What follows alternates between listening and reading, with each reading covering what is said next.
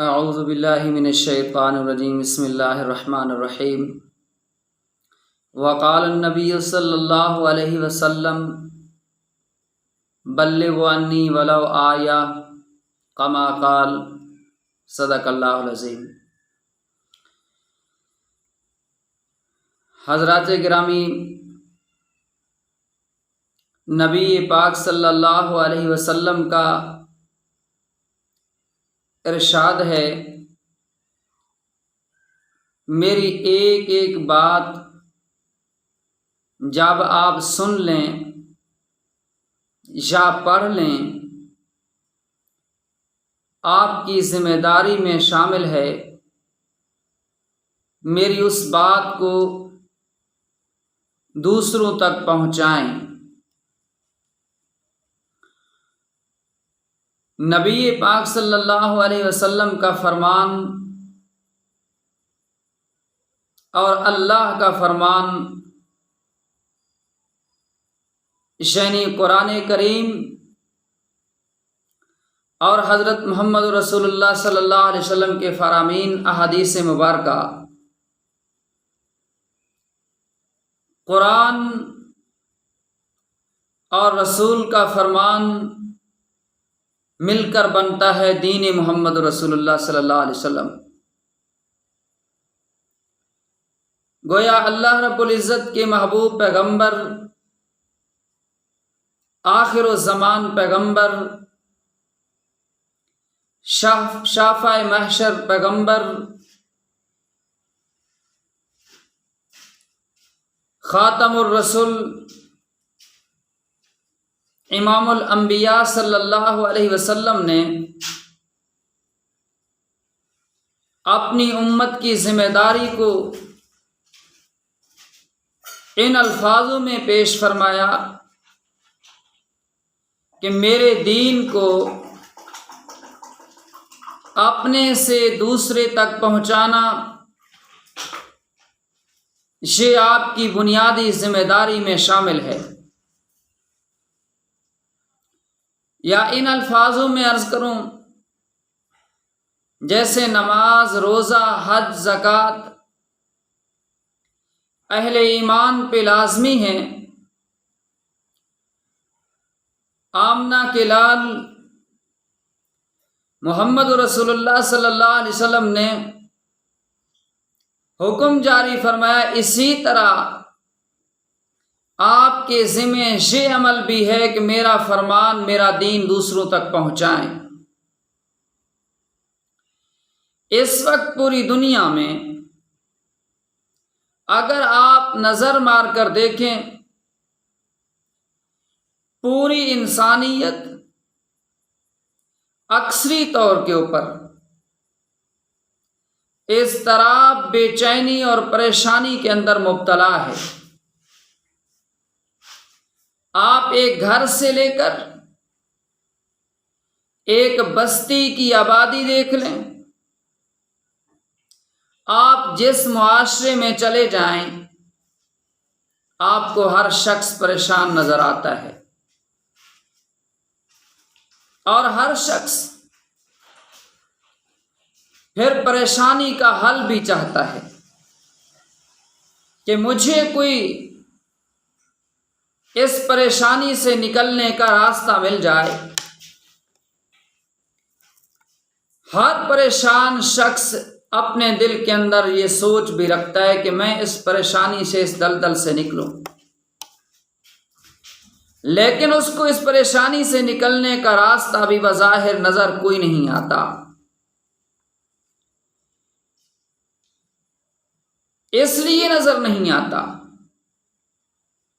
کہ وہ دنیا کے جس اسباب اور معاشرے میں رہ کر جن اصولوں کی بنیاد پر وہ ان پریشانیوں سے نکلنا چاہتا ہے، در حقیقت وہ راستہ ہی نہیں پریشانیوں سے نکلنے کا۔ تمام تر معاملات کا حل، تمام پریشانیوں کا حل محمد رسول اللہ صلی اللہ علیہ وسلم کا دین ہے۔ آقا دو جہاں صلی اللہ علیہ وسلم کا لایا ہوا دین یہ تمام پریشانیوں کا حل ہے۔ اس لیے میری اور آپ سب کی، بالخصوص اہل ایمان کی یہ ذمہ داری بنتی ہے جو اللہ اور اس کے رسول پہ ایمان رکھنے والے ہیں، اور قیامت کے دن پہ جن کا ایمان ہے کہ ہم نے اللہ کے سامنے پیش آنا ہے اور اپنی زندگی کا حساب دینا ہے، ان سب کی ذمہ داری میں یہ شامل ہے کہ ہم پیغمبر، امام الانبیاء، اللہ کے آخری رسول پیغمبر، اللہ کے آخری نبی،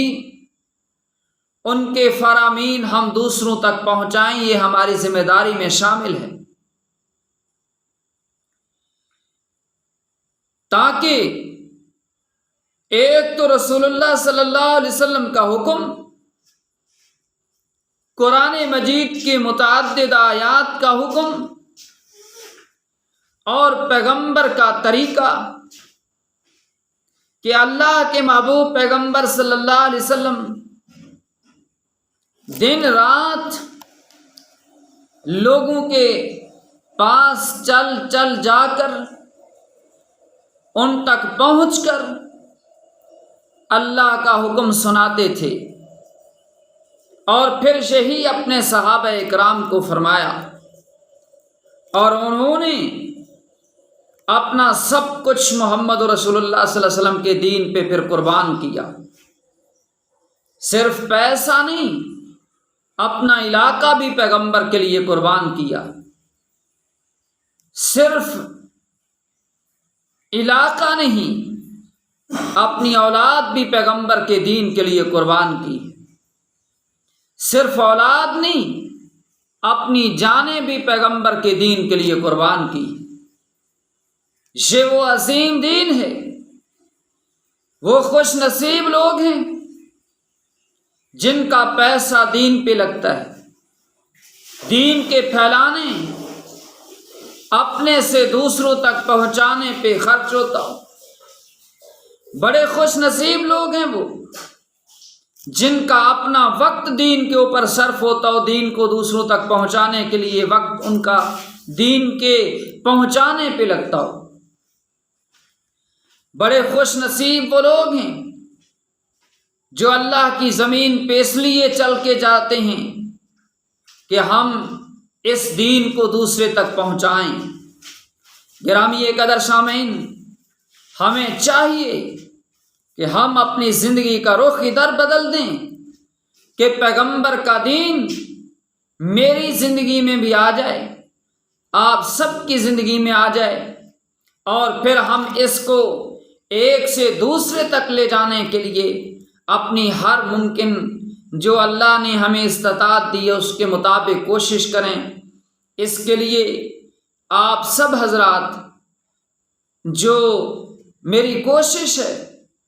کہ اس پیغمبر آقا دو جہاں صلی اللہ علیہ وسلم کے دین کو ہم اللہ کی مخلوق تک لے کے جائیں، آپ اس نیک عمل کے اندر ایک ایمانی جذبے کے ساتھ شامل ہوں، اس سوچ کے ساتھ شامل ہوں کہ ہم نے اپنی زندگی کو، ایک تو اپنی زندگی کو بھی دین کی طرف لے کے جانا ہے اور اللہ کی مخلوق کو بھی دین کی طرف لے کے آنا ہے۔ اگلی حدیث سنیے، ریاض الصالحین کی ایک حدیث ہے، امام الانبیاء صلی اللہ علیہ وسلم کا ارشاد ہے، پھر اس شخص کے لیے محبوب خدا کی دعا ہے، فرمایا میرے اللہ، میرے اس امتی، اس کلمہ گو کے چہرے کو تر و تازہ رکھنا جو میرے دین کو، میرے فرامین کو، میرے فرمان کو خود سن کر دوسروں تک پہنچاتے ہیں۔ گرامی قدر، اس زمانے کے اندر جو اسباب اللہ نے ہمیں دیے ہیں ان کو اپناتے ہوئے اس وقت جب ہمیں وقت ملے اپنے گھروں کے اندر دین کا تذکرہ شروع کریں، دینی گفتگو اپنے گھروں میں شروع کریں، اس چینل کو بھی ایک سے دوسرے تک لے جانے کے لیے کوشش کریں۔ آپ کی کوشش کی وجہ سے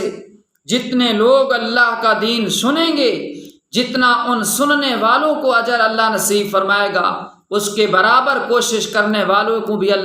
کوشش کرنے والے کو بھی اللہ اتنا ہی ثواب نصیب فرمائیں گے۔ اور اس شخص کے لیے محمد رسول اللہ کی اس دعا کو یاد رکھیں جو اللہ کے رسول نے فرمایا کہ اے اللہ اس کے چہرے کو تر و تازہ رکھ جو میرے فرمان کو دوسرے تک پہنچاتا ہے۔ آپ جتنے لوگوں تک پہنچائیں گے اتنی ہی محبوب کی دعا آپ کے ساتھ ہے۔ اللہ اس شخص کو کبھی رسوا نہیں کرتا جس کے پیچھے پیغمبر کی دعا ہو۔ آپ